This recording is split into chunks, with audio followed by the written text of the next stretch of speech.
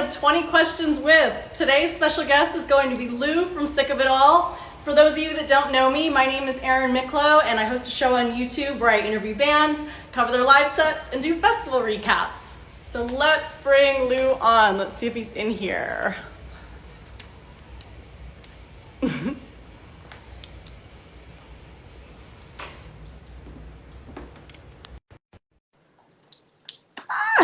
Hi everyone! Happy Saturday. Is it Saturday? What day is it? I don't fucking know. They all melt together. Hi! There you are. How are you? Good. How's it going? It's going all right. You know, I think they just extended the stay at home in LA to the end of May, so. Oh, yeah. Same thing. Losing it over here. Yeah, tell me about it. Yeah. Oh my God. Okay, let's start things off with the drink. What is your drink of choice? I'm drinking coffee tonight. Me too. Cheers. Oh God. Okay, so let's jump into our questions. So I'm sure you've answered this a bunch before, but I couldn't find the answer to it online. How did you come up with the band name? What's the story behind it? It's not a big story. We were, angry teenagers, frustrated, and we came up with the name Sick of It All. But the guy we had coming for us, our friend Dave, he said, no, let's just call it Sick of All, because he liked three-letter, what do you call it, just abbreviations. So like GBH or BGK. And but me and people were like, nah, it just doesn't sound right. And besides, there's an SOA already. So we made it Sick of It All. So I think that's a better choice. I remember the first time I ever saw your band name. I remember I was a teenager in Florida still, and I met this guy at a show, and he had a Sick of It All shirt on, and I was like, so is that like a band, or are you just like sick of everything? And he's like, both. it's true. So many people would stop us on the street when we first started playing, and they'd be like, that's a good attitude. I like that attitude. Sick of it all. Me too. That's the joke you always get, That's so funny. Okay, so there's a hashtag on Instagram, hashtag Lou Koller refuses to Instagram, and it's got over 500 posts. What is that about? I only do the band because I don't want my own Instagram. Yeah, I mean, like, years ago, when I don't remember what came first, I think this is a timeline. We had this really great merch guy, and he was, on the always knew what was going to be the next thing, blah, blah. And then one day he's like, you guys need to get on Twitter. You're going to lose out on young fans if you're not on Twitter. So like, yeah. And then like almost a year later, he's like, I'm signing you guys up for Twitter. So he signs us up for Twitter. And I swear to God, like a month later, he's like, you got to get on Facebook. You got to get on Facebook or whatever. So then we got on Facebook, and all of a sudden they're all like, you got to get on Instagram. And I was like, that's it. I can't keep up with this. So I was the last one to get Instagram. I ended up taking over the band one to do all the posts, yeah. Nobody wanted to do it. And yeah, I don't have active. You're actually really active on Instagram. It's like I'll be scrolling through my feed, and it's all like, when your feed tells you like people that you follow that like other people's posts. Yeah. You're super active on Instagram. You just don't have your own. People don't know that it's you running the Instagram. Yeah. But I mean, it's you zone out sometimes, like, oh, this, and I start realizing I'm liking everybody's photos or whatever they're posting. I'd be a horrible judge, I would give everybody 10s. It's like there's so many platforms nowadays. Like what? The new one is TikTok. I can't, like, I'm not getting on TikTok. There's too many.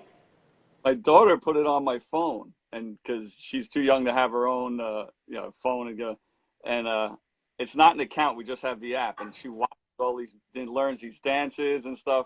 And I'm like trying to figure out how could we do a Sick of It All one, but I don't think it'll work. I think with TikTok, there's like an art to it though. Like I've seen some people's TikToks, and they really fucking suck, and then some people's are really, really good. My daughter, she did one to some crazy Latin song, and the editing she did and the effects she put, I'm like, how do you learn this stuff? She goes, oh, it's right here in the app. And I was like, it's amazing to me. Yeah. I think it's like, oh God, that's where it's like you can really feel it's like, fuck, you're getting old. Yeah. See, you're going to have to get a TikTok and start learning dances, No. Absolutely not. Yeah. Absolutely not. I refuse. Well, So next question. This past December, you did some shows in New York with Agnostic Front. Can you talk about some stories from those shows? I mean, they were just great. We did it on our own the year of our 30th anniversary. We did a big show in New York in July, and then in December we just played the tiniest clubs that we'd still be playing if we didn't, get big or whatever. And it was so much fun. Then this year last year we asked AF to do it with us, and it was just, we've been friends for a long time, and the common thread between us, besides growing up in the hardcore scene, like AF was one of our heroes.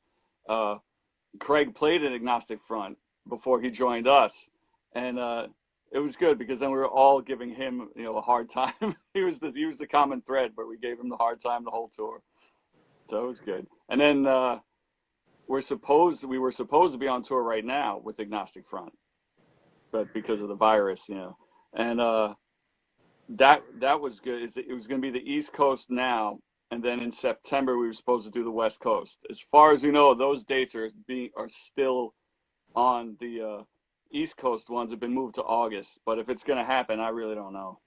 Yeah, that was going to be the next thing I was going to ask is that, I've been reading a lot of music articles lately, and they talk about how, all these concerts and festivals and things are being postponed until the fall. But then it's like they're talking about that it's really, there's a buzz going around that shit's not even going to start again until 2021 because they need to kind of slowly integrate people into large gatherings again.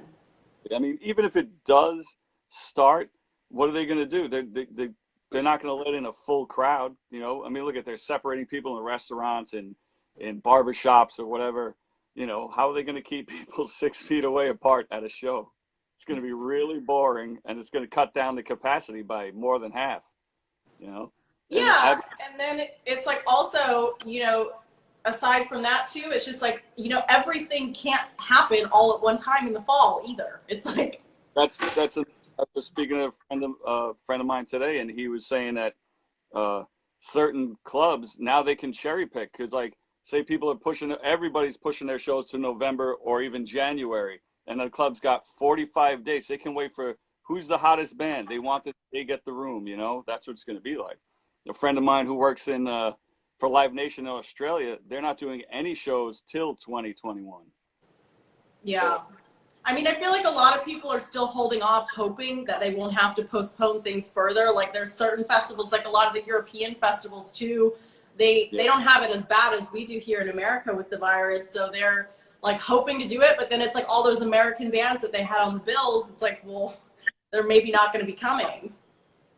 That was our summer. We do that every summer. We do the summer festival runs, and this year a lot of them canceled. So the biggest one, the Metal Festival, Wacken, they canceled. They're all just worried. Yeah, I keep waiting for them to announce for Rebellion Festival in England if they're going to be postponing that one or not. But they put up an announcement just like last week or something saying that, if we are able to hold the date still in August, the lineup is not going to be the same. There's a lot of bands that are pulling out and they can't come because then their bookers and their management are moving stuff around, and it's weird. It's really weird. Favorites too. That was a lot of. We only played it once, but it's a lot of fun, man. And you get to meet all your heroes.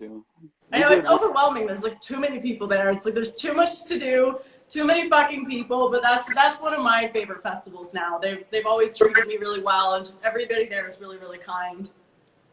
Always great lineups. Yeah, for sure.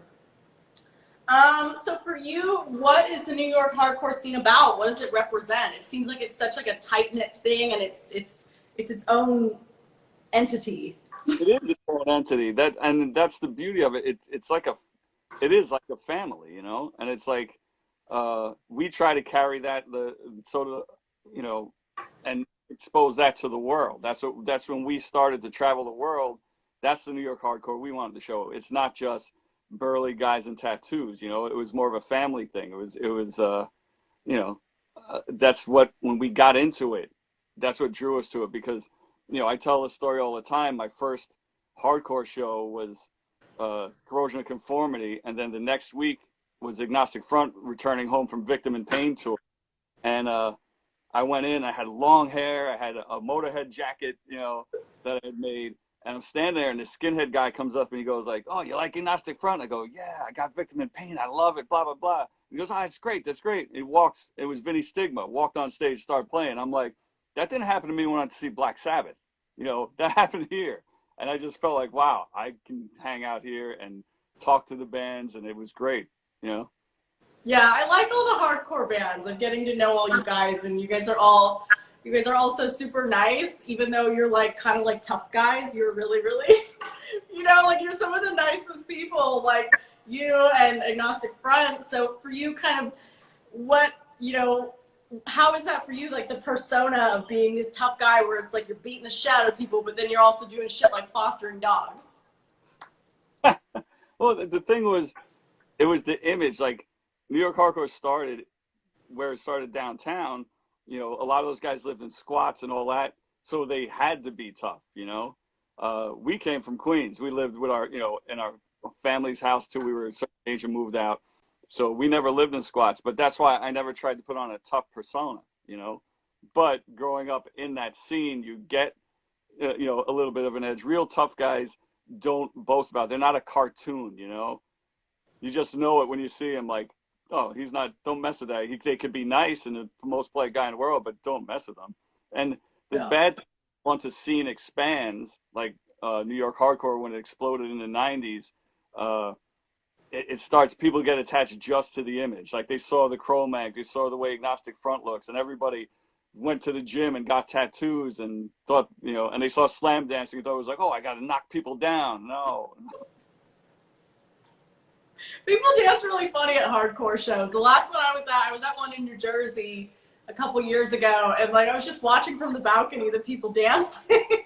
Yeah, it's funny. A long time ago, we were playing with No Effects in Europe, and we always joke around. And what's his name? Oh God, the drummer. What's the drummer's name? No Effects again? Okay. Smelly. Isn't his nickname Smelly? Eric. Oh, well, whichever one. The drummer and me were hanging out, and he goes, "What's the deal with you guys in hardcore fighting the floor?" And I started laughing. I go, "What's the deal with you guys in punk running in circles?" And we just in front of each other. Yeah. But I mean, I love it all. I mean, we first went to hardcore shows; it was all circle pits, you know. That's so funny. Oh my god, that's really funny. Yeah, it's just like with the tough guy persona too. Like I remember hanging with Benny in Vegas from Agnostic Front, and he was like joking with me, but he's like there and he's got his fancy cocktail, and then he's all like, I said, oh, you know, this person, he said something mean to me. He goes, you want me to beat him up? And I was like, no. But yeah, well, it's very, very, you know, Italian New York. Yeah. I know, it's the whole movement is really funny to me because it's not something that I grew up with and was immersed with, and it's also being like a really girly girl. It's just funny to me. It is. So you actually have a book that you're working on with your brother. How far along are you, and what's the biggest struggles that you faced writing this book? The book is done. It's done. We're still doing a couple of changes to the layout, but the book is done. The biggest challenge is when they asked us to do it. My brother was all into it, and I'm like, I don't find it interesting because I guess because I lived it. I don't know, and it's just weird stories that we used to tell on tour or to other bands when we were on tour, and or our friends when we come home. And I'm like, are people going to find this interesting? Because you have like, you know, John Joseph from the Cro-Mags book, and he went through the foster care system in New York in the 70s and how crazy it was and the violence. And Roger's book, another great book where he, you know, his family immigrated from Cuba and all the stuff he went through. And I'm like, we're just two guys from Queens, you know, we're four guys from Queens who just, you know, wanted to play hardcore punk. And, but, you know, the readers copies, they call them, went out to a bunch of people and they were like, this is a great book. It's very funny. It's this and that, whatever. They liked it, which I'm surprised at. But that was my biggest thing is every time Howie Abrams, who was coordinating the book, would call up all excited, I'd just be like, yeah, all right, but do people like it? But I think it is cool to tell your stories, you know? I mean, that's like when you do all kinds of press and interviews that sit here and ask you about all that stuff, but then you get to like really delve into it in more detail. Yeah, and he was even saying it's great because it is different from the other hardcore books. You know, there is a lot of like, you know, because it's hardcore shows for some reason, even early punk shows, or even now, there was always a little bit of violence and fighting. You know, like the years we came up, for some reason, a lot of white power people would show up at the shows, and there would always be violence. But you know, what are you gonna do now? Thank God, they don't show up. You know. Yeah, I mean, you hear that it does still exist, and there are still some of that. Like even out here in California, in Orange County, that's kind of where a lot of like the racist punks are that Yeah, come to shows. Like I used to see it a lot when I first moved to LA. I'd go to shows in Orange County, and there were fucking dudes with like swastikas tattooed on their faces, and they're fucking yeah. gross. I found it funny when we first started going out there and we'd run into people like that. They were cool. They would talk to us, you know, but I'm like, you got white power tattoos, but you're all dressed like cholos. What the hell is that about? Yeah, they were scary. I remember like them. There was always a group of them around like 2009, and they would always just be there and come out to the OC shows. And it was like there were so many, and then there would always be fights because of it, because other people would go and beat them up. It was weird. So the book that's going to be out this summer, it's called The Blood and the Sweat: The Story of Sick of It All's. How do you say your last name? Koller? Koller? Koller, yeah, Koller. Koller, the story of the Koller brothers. So you've got a bunch of celebrity peers making appearances in the book as commentators. Can you talk about some of those people and kind of how that came about? I mean, again, this was Howie Abrams, who's working on the book with us. He just started calling people. Like I didn't even think to call like Harry Holt from Exodus, and you know, and he played with Slayer too. Uh, but because there was a story about they were one of the first bands that weren't hardcore that took us out. Exodus came to New York, and they needed an opening act to do 8 shows down the East Coast, and the band that was gonna open up was called Annihilator, and they had to pull out of the tour, and Exodus and us were kind of on the same label. We were owned by the same company, and they were like, "We need a band," and I think it might have even been Howie or our other friend who worked at the label that said, "How about Sick of It All?" And they were like, "New York hardcore, that's crazy," and they took us out. It was great. That's awesome. Good story. Then you know, the guy from Igor from Sepultura, Barney from Napalm Death. The interesting ones are like Chris Carrabba from Dashboard Confessional. You know, and he talks about being a teenager and loving Sick of It All, and how and meeting us later in life. It was funny. That's so cool. Oh, I'm excited for the book to come out. Do you guys think you'll do an audiobook too, or is it just going to be a hard copy book? They're talking about it. They want it. I think one of the best audiobooks I heard was a John Joseph. He talks real New York accent, you know. Yeah, I did John Joseph's walking tour in New York like a year and a half ago or something. It was really funny. Yeah, Yeah, because you know how he does that walking tour of like the Lower East Side? yeah. Yeah, he's funny. He's So when my brother Pete lived down there, when he would do the walking tour, he'd go by Pete's apartment and tell, "Hey, I'm coming by. Come out so I can, you know." So Pete would be, "Oh, there's Pete from Sick of It All." He'd talk to the people. That's so funny. Oh my god. Okay, so next question. Um, what has been the biggest struggles or annoyances about being in a band with your brother for 30 years? Easy, because me and Pete always get along. We're not like, you know, like Oasis or the Black Crowes where they beat the crap out of each other. I mean, Pete would kick the crap out of me, so I don't fight. But you know, sometimes you don't I you don't want to start an argument. You know, like if there's something I have to say, it's weird. Sometimes if he brings something to the table like a song, and I could be like, I don't really like it, but other times I feel if he's really excited about it, I got to be like, oh, okay, I'll check it out. You know, it's weird, but he always says, why do you hesitate? Just like it or not. But you know, I don't want to hurt my brother's feelings. You know, That's but funny. that's about it. You know, we get along good. You know, so that's good. That's cool. So in these times where all the tours have been postponed, I saw that you put a relief fund together for your crew. Can you talk about how that started and where people can donate? Oh, well, we only put it up for a certain amount, and the goal's been hit. That was Pete's idea too. He was sitting. He said, "Hey, we were all scrambling, trying to figure out what to do.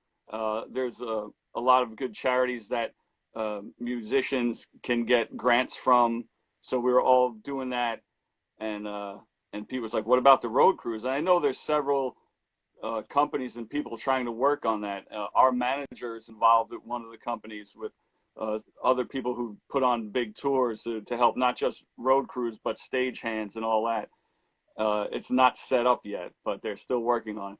But so Pete was like, "Let's do a fund for the road crew," and it was amazing. And it was funny because what he wrote was true. He wrote, "Come on, you bug them to get in free, and you drink all of Armand's beer.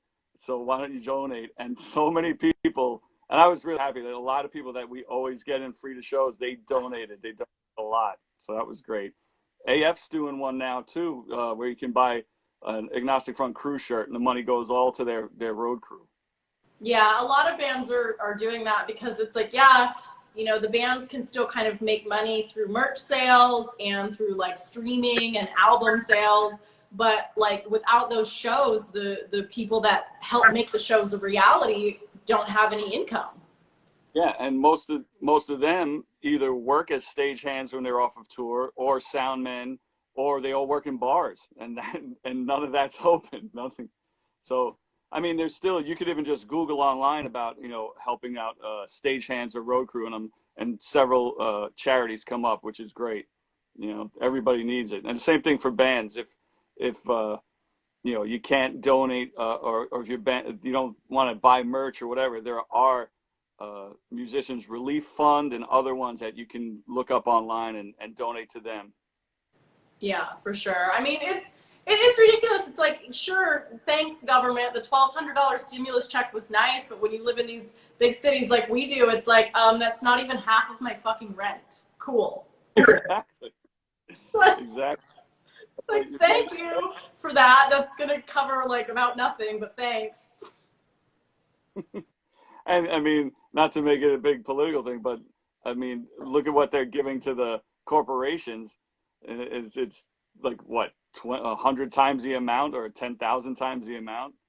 They just gave another one that was hidden inside of a bill called the CARES package, where small businesses get this much money, but you have to use it for sick leave and unemployment insurance, excellent.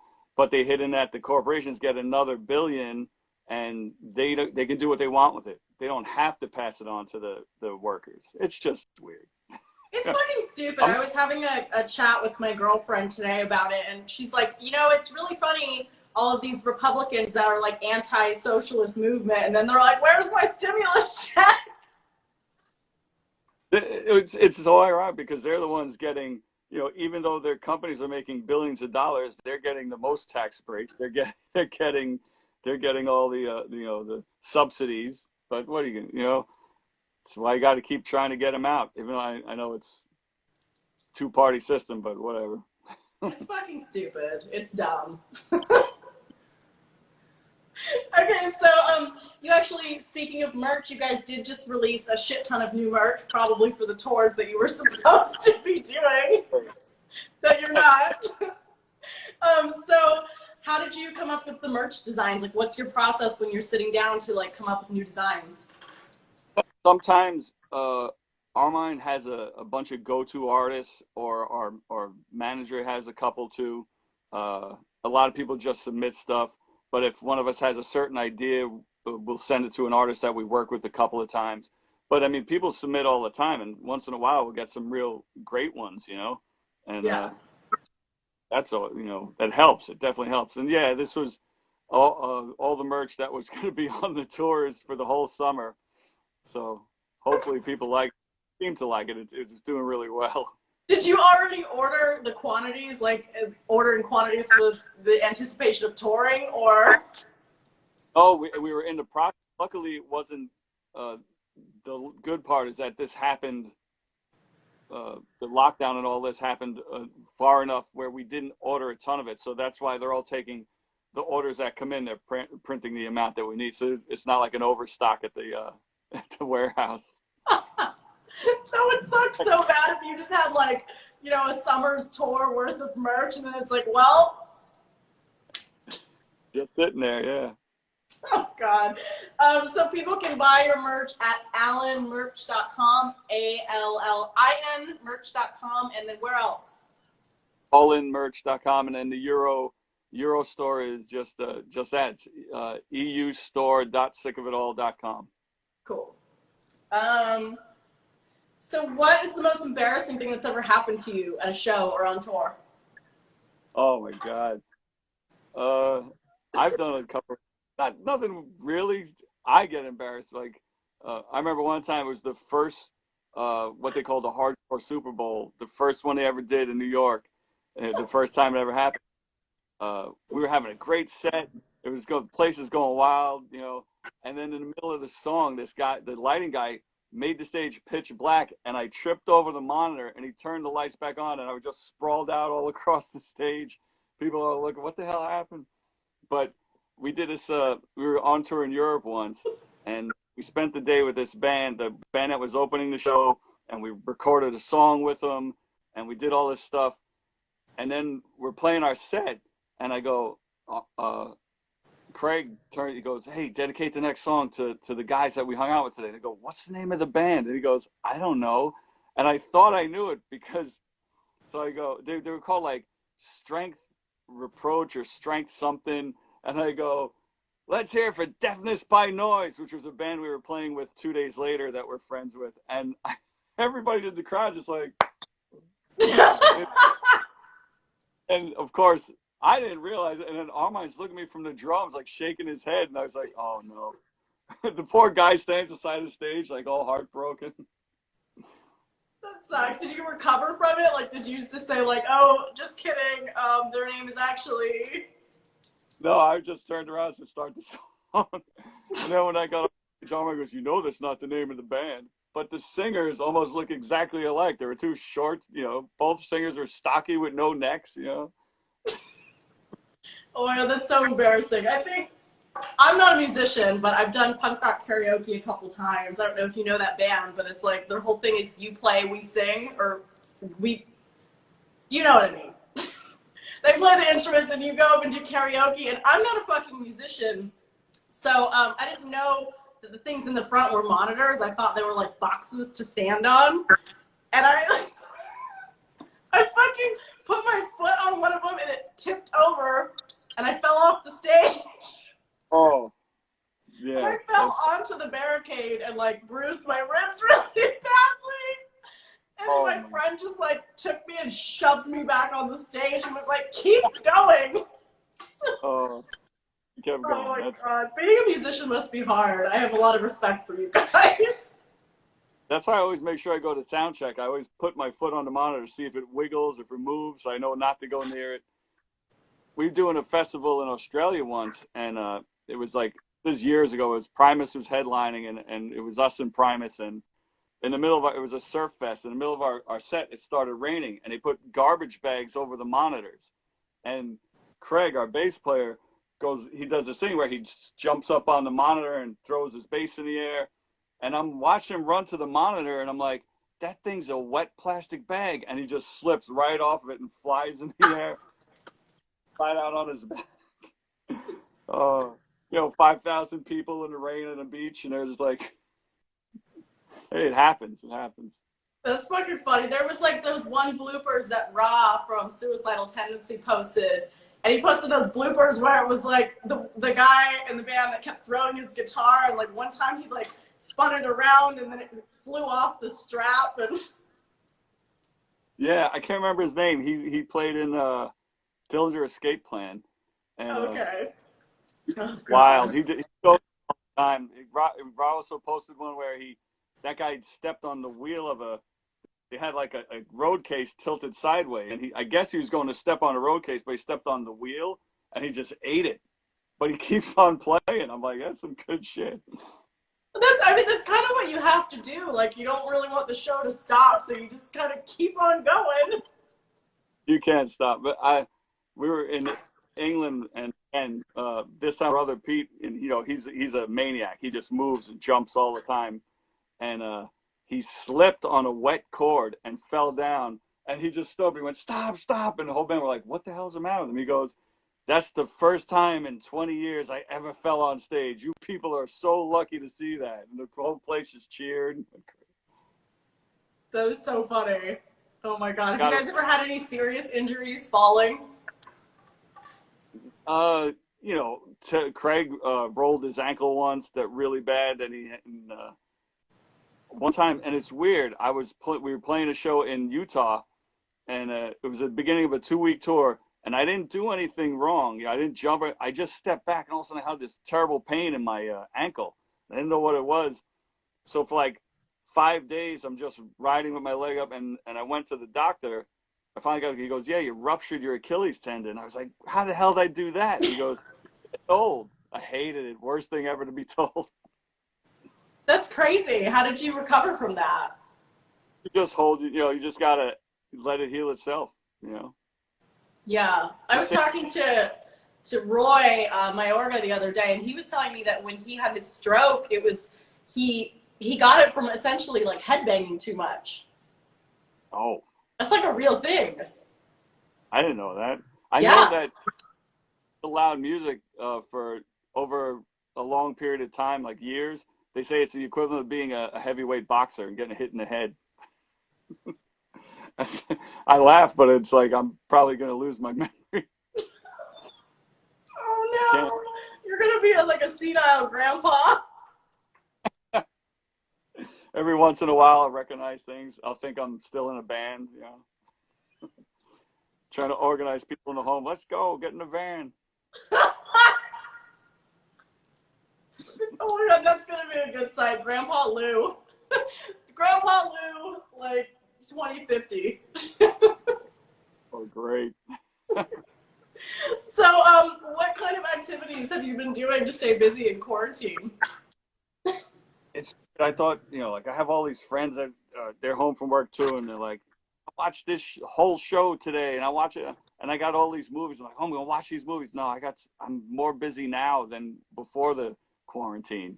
You know, I do all the band stuff, and then we have to, because of the tours canceling or being postponed, we have to reorganize all that, you know, and my daughter's home, so as soon as she's done with her schoolwork, she's like, Daddy, come here, you know, which is good, but she started the first week of this lockdown. She kept regular school hours. Now she's just blazes through the work, does it great, and at 11 o'clock she's like, Daddy, let's go play. So I've been skateboarding and playing ball, and you know, we had the foster dog. Oh, did you rehome the foster dog already? I forgot what you were telling me. Yeah, it was sad. She was a great dog, really easy. But my wife and daughter just came back today with another one. So now we have I forget how, I think he's 9 weeks old, some kind of hound mix. He's big and goofy. He's adorable. They have him out now, showing him the neighborhood. That is so cute. Like that's kind of funny. It's like, where are you getting all these dogs from? And it's weird because my friend in Manhattan was telling me he applied to foster dogs, and they were like, no, we don't need anybody to foster dogs. We're good. And this place they're actually importing all these dogs from kill shelters in Alabama and Georgia. So they're overrun, and they need you to foster them because their facility's packed right now. Yeah, there's a lot of that out here too. I have a girlfriend that has an animal rescue, and it's the same. I mean, it's also really competitive though. Like even like for the need there is for the dogs, it's like that they even charge too. It's like my girlfriend that has the rescue, whenever she pulls dogs from the euthanasia list, it's like they have crazy fees for it still. It's like, you were just gonna kill this dog. Like, why? Yeah, exactly. Why do you have to pay money for it when you were just about to kill it? It's strange because the rescue we had last week that we just gave to the adopted family, she was an amazing, beautiful, purebred German Shepherd, and they were going to kill it in 3 days till we called up and said, hey, you know, we'll take her. It's insane. How did you get into that, like fostering dogs? We had our own dog. We had dogs, you know, I had dogs my whole life, and then we had our own dog for 13 years. We had a beagle, and she passed away. And you know, it's such a party family. You just don't want to run out and let me get another dog right away. I'm not like that. We're not like that. And then uh, we just decided it would be easier to ease into it. You know, my daughter started doing a dog sitting business, and she had all the neighbors and people around that neighborhood. You know, when they'd go on vacation, we'd have a dog for a week or a few days. So we started getting back into being used to it. So then we're trying this now. And I know my daughter already wants to adopt the dog she brought home today. So we'll see. It's like you have all these borrowed dogs. That's kind of nice, but then sad when you have to get rid of them. Yeah, I mean, she does good. She's learned to train them. She's learned to, and she's only, you know, she's going to be 10 in May. So she's doing all right, doing better than I was. I had a paper route at 10. That was it. Well, that's awesome too, because it gives her something to do in this time, especially if she's like finishing her schoolwork really quickly. Yeah, she needed that. That was, the dog came and it was good. But then it was like, Daddy, let's take the dog for a long walk. And But that's good that you get your exercise too. yeah. No, I have some other friends that have kids, and they're just like, oh my God, I love my kids, but they're driving me nuts.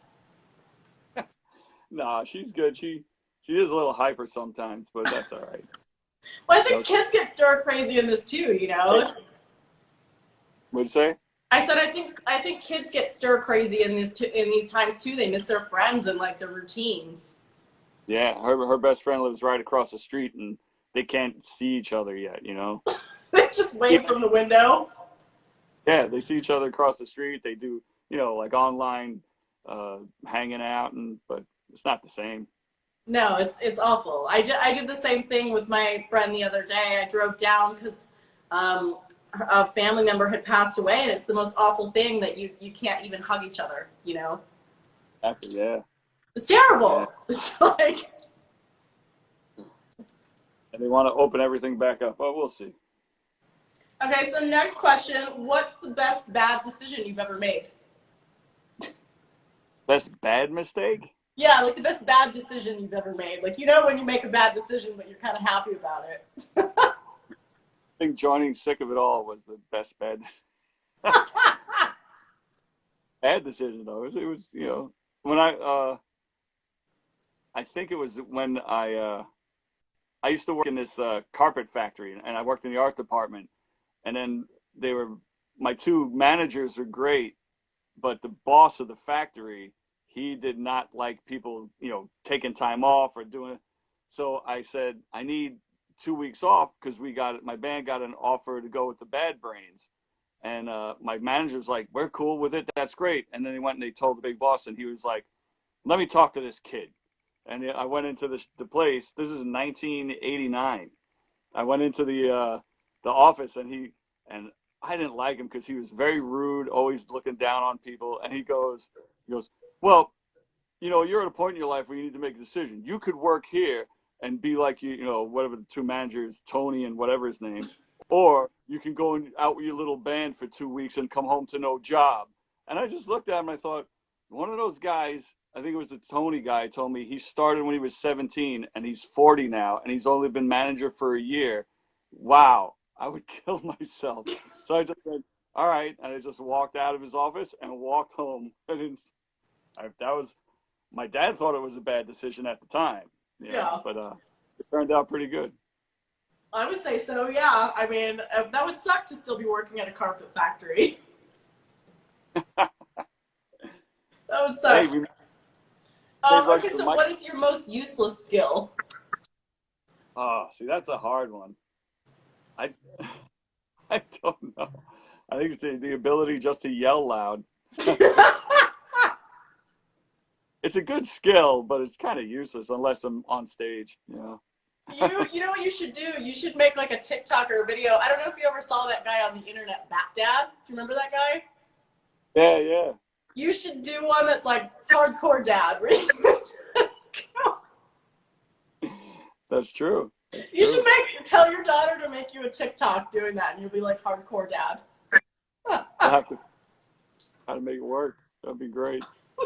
Do your homework. Exactly. She laughs at me because I always pretend to be angry whenever she's not doing something right, and she just laughs. Oh my god, that would be really funny. You should totally do that. You'll be an internet sensation. Okay, next question. Complete the sentence. Blank is Lou Coller's weakness. Oh,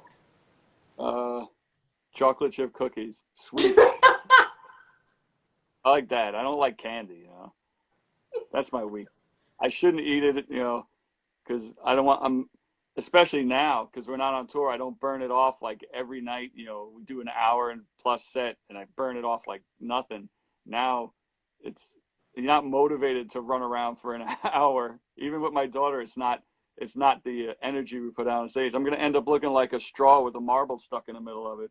You know, it's all here in the middle. It's all. You gotta get on like your brother's workout routine. Oh no, that guy's up at like 3 a.m. throwing weights around. Then he goes running on the bonus, so he goes running on the beach after that. You know? Yeah, he looks like he would probably have a really intense workout routine. Yeah, he's good. He works out hard. I mean, like I said, I live in New Jersey. What are we gonna do? Run in the swamps over here? Come on. Oh god. Okay. What are some of your bandmates' most annoying traits? What are like when you guys are touring? What are the things that just irritate the shit out of you about them? Oh God, like it doesn't bother you, you know, when you're first on. Every time you go on tour, you're like, ah, they're gonna do what they always do. But then it starts like, uh, my brother doesn't like to wait for people because he always says, if I wait for everybody, I'm not going to get to eat or do whatever we're going to do. So like, say we're going to eat. He's like, you guys ready to eat? We're like, yeah, give me a minute. He's bang out the door of the van or the bus and he's gone. Don't know where he is. Uh, Armand, we call him the mad professor sometimes because he's really intelligent, but then he won't remember things he said or he'll change his mind about, or he'll just all of a sudden change his mind and do the opposite, you know. Craig just thinks he lives alone. He thinks he's the only person in the bus or the van. He's the only, so nobody around him matters. Never use a bathroom after Craig. Not because it smells it, because he just throws water everywhere. Like, I don't know what Oh, he's one of those guys that goes to wash his hands and it's a flood. I don't understand. And you're like, other people got to use this. And he's like, ah. I had an aunt like that, and it's like, what are you doing in here that there's so much water everywhere? What are you fucking doing? You're taking a shower in the sink? What are you doing? Oh, okay. Well, so on the flip side of that, what are some of your bandmates' most endearing traits? Um, that we're not very egotistical, you know, and we talk shit about each other all the time. We annoy each other, but it's one of those things where we come to each other's defense if somebody who's not part of us, you know, comes at. Yeah, you know, I mean, we wouldn't be together this long if we had crazy egos, you know. I mean, some of the best hardcore has been made by bands that they had giant ego clashes in them, but I like to think we make great hardcore and we don't have to have the ego, you know? Yeah, I think that's maybe why you've been a band for so long. You know, I mean, it's not easy. Like you see the divide, and it's you know you have to be able to get along with each other to have that longevity for a career. And then and we, you know, like I said, we needle each other and all that, but it's definitely, you know, like Craig is a great musician, Armand's a great musician, you know, Pete is too, but they like Armand plays amazing guitar. He's a guitar player. He just took up the drums to play as a teenager for fun in Craig's other band, you know, and then we asked him to drum for us on a demo and he stayed with us, you know, and he never puts down Pete's guitar playing, you know, if Pete doesn't know the exact notes or chord, and he just, you know, there's no ego. It's just like, that's what I love about it. Yeah. But I feel like too, even just you guys as New Yorkers, a lot of times you guys are kind of chill. You're just kind of like, you know what I mean? Yeah, That's that's, like, I feel like that's the vibe from a lot of New York bands. They're just kind of like, they'll tell you how it is, but then they're just chill. yeah, that's true. Yeah. You just got to be relaxed. You try to Yeah. relax. In a crazy city where, you know, you're all jam packed into metal tubes running around. So you got to keep your cool. I think what was it? I think it might have been you that got me turned on to that page, Subway Creatures. That page is so fucking funny. Yeah, that is some crazy stuff. People have to check that out. I love it. Oh my god, how has it been there? I mean, is it are all the subways kind of closed, or are people still? They cut down the number of cars, but then that made more people pack into them. But what's happening now, or the last couple of weeks, is people who can drive in, they drive in the city. I mean, there's less traffic now anyway, and gas is dirt cheap. So why stick yourself in a subway where you're jam packed with somebody who could have the virus? You could drive your own car in. Yeah, I mean it's crazy because even out here, like there's usually always traffic, and it's like a ghost town. You know, there's like nothing. Yeah, that's I have friends that live in Manhattan, and they'll take pictures as they walk to work, and they're just like, "Look, usually this is packed. There's like one person on the other side of the street, and that's it." Yeah, it's fucking weird. It's weird. Well, that's all the questions I have for you today. I want to say thank you so much for giving us your time and telling all your stories. Thanks for having me. Thanks. So I want to tell everyone out there, go follow Sick of It All on all of their pages. Go shop their merch. Support the artists. Check out those musician relief funds for stagehands that are out of work at the moment. And yeah, thank you so much for doing this. Anytime, anytime. Hopefully, we'll see you, if not this fall, next fall. Hopefully. Who knows? Nobody knows when this is ending. Who the fuck knows when we'll see each other again? Exactly. All right, well, have a good night. Bye. Bye.